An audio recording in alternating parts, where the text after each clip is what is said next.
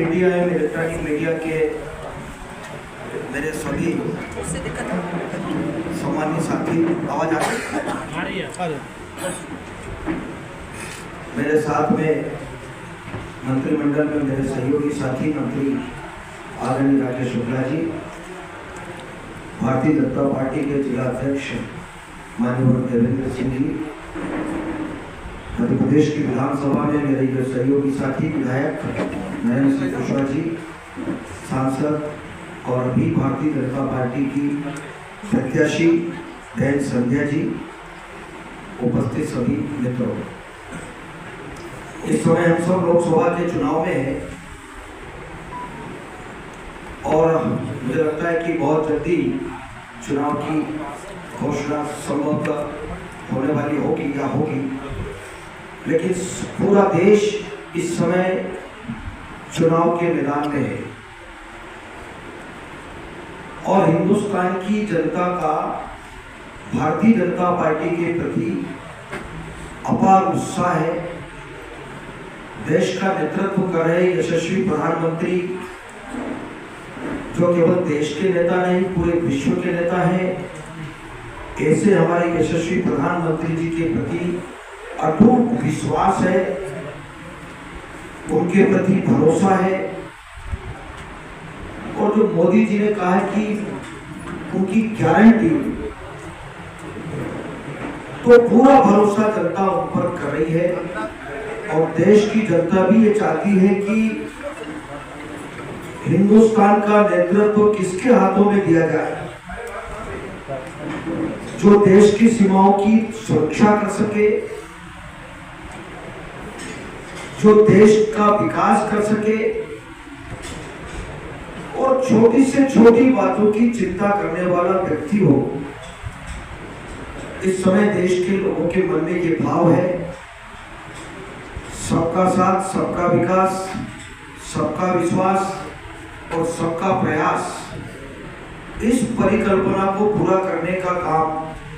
अगर इस हिंदुस्तान की धरती पर किसी ने किया तो मैं गर्व से कह सकता हूं कि नरेंद्र मोदी जी ने किया, भारतीय जनता पार्टी की सरकार ने किया।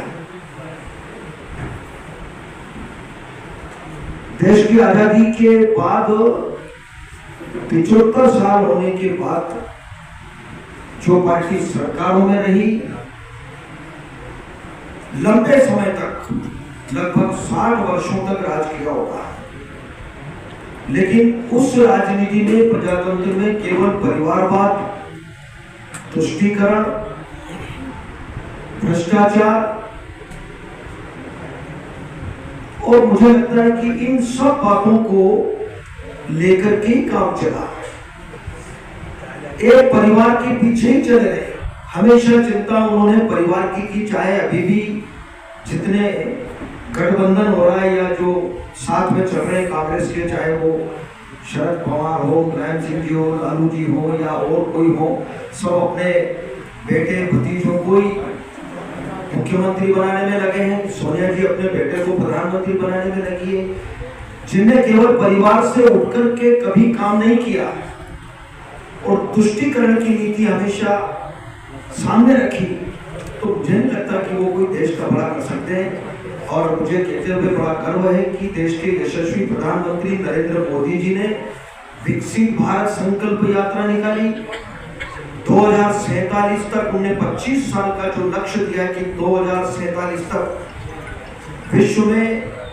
हमारा भारत देश विकसित श्रेणी के राष्ट्रों में नंबर 1 पर आए और इसके लिए वो भरसक प्रयास भी कर रहे हैं और हमारा भारत विश्व गुरु के स्थान पर हम स्थापित करें, इस बात को लेकर के नरेंद्र मोदी जी ने कदम उठाया, काम कर रहे हैं। और हम सब जानते हैं मित्रों कि कांग्रेस की सरकारों ने जो हाल इस देश का किया है, सबके सामने छिपा नहीं है कि लाखों परिवार आसमान के नीचे जीवन जीने को मजबूर थे। मुझे नहीं लगता कि उन्होंने 60 साल में खजाने की चाबी जनता ने प्रचंड बहुमत देकर के उनको बिठाया और जो देश का मुखिया बनता है उसकी ये ड्यूटी होती है, उसका कर्तव्य होता है और उसका राजधर्म होता है। कोई भी सरकार में बैठ करके अगर ये सब काम अगर गरीबों के हित में करे, जनता के हित में करे, विकास के काम करे, तो मैं नहीं मानता हूं कि कोई किसी के माथे पर एहसान करता होगा। अगर हम मंत्री बनकर के कोई काम करते हैं जनता के लिए, तो ये किसी के माथे पर एहसान नहीं है, ये राजधर्म का पालन है और ये जनता के लिए करना चाहिए, ये ड्यूटी है। मैं कहूँ उप मुख्यमंत्री बनकर के या मुख्यमंत्री बनकर के कोई कहे कि हमने ये किया, काम किया, अच्छी बात है, बदलना चाहिए, लेकिन हमने कोई एहसान किया, हम ये नहीं कह रहे। ये राजधर्म का पालन है, ये राजधर्म का पालन आज तक कांग्रेस ने कभी नहीं किया। हमको बहुत कष्ट होता है कि जब हिंदुस्तान की जनता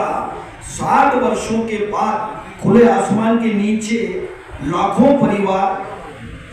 बरसात में, ठंड में, गर्मी में खुले आसमान के नीचे जिंदगी जीने को मजबूर रहे, प्लास्टिक की सीट लगा करके वो अपना जीवन जीते थे। बरसात के गीले कीचड़ में बच्चों को प्लास्टिक बिछा करके रखते हैं। हम सब जानते हैं कि रेलवे स्टेशन के किनारे, नालों के किनारे, गंदे नालों के किनारे लाखों परिवारों ने अपना जीवन बिताने के लिए मजबूर हुआ। आज तक चिंता नहीं करी,